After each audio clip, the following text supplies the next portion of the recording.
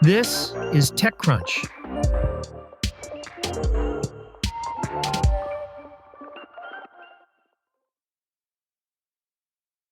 Moments before a bankruptcy judge was expected to approve the sale of Luminar's LiDAR business, an unidentified party submitted an offer that apparently blew away the leading bid of $33 million.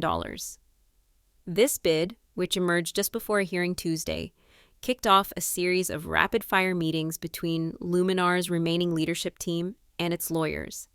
A special transaction committee formed to navigate the bankruptcy, and eventually the company's full board. While the bid was substantially higher, there were infirmities in the offer, according to a lawyer for Luminar. The company ultimately decided to stick with the $33 million bid it received from a company called Microvision during an auction on Monday.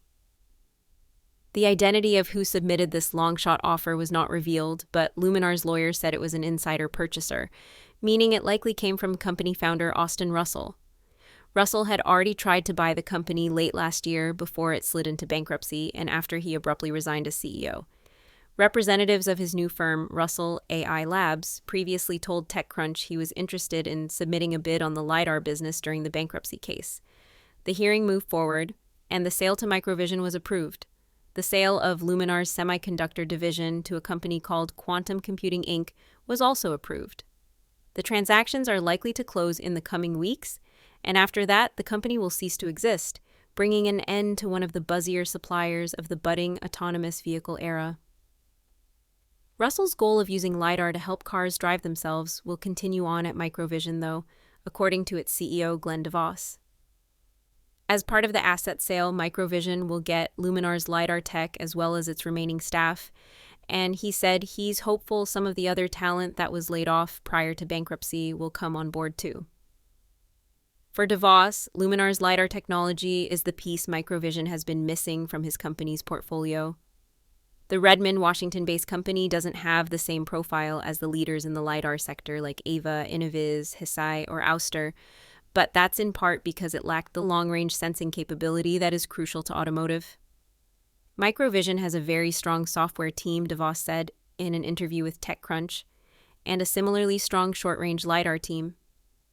But DeVos, who spent a long career at automotive suppliers Delphi and Aptiv, and took over as Microvision CEO last year, wants to expand beyond its current markets of industrial use, security, and defense.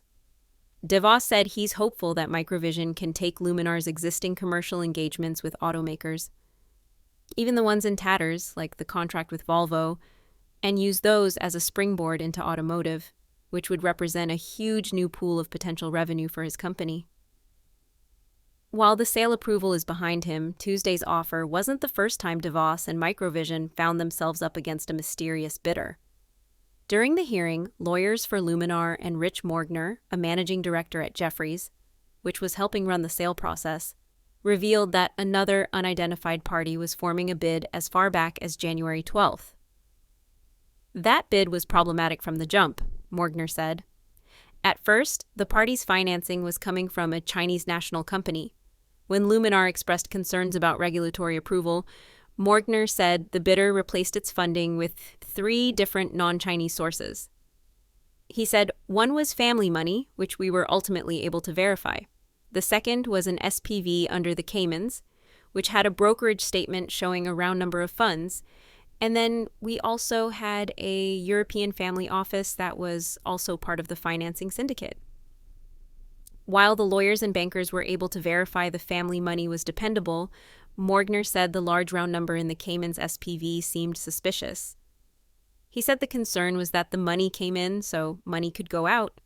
It wasn't like looking at a long-dated brokerage statement where you could see the ebbs and flows in the various different securities. Proof of funds from the European family office source was also never provided. Luminar's lawyers never revealed the identity of the bidder or whether it was the same party that submitted the offer that disrupted Tuesday's hearing. That's it from TechCrunch. For more stories like these, go to techcrunch.com.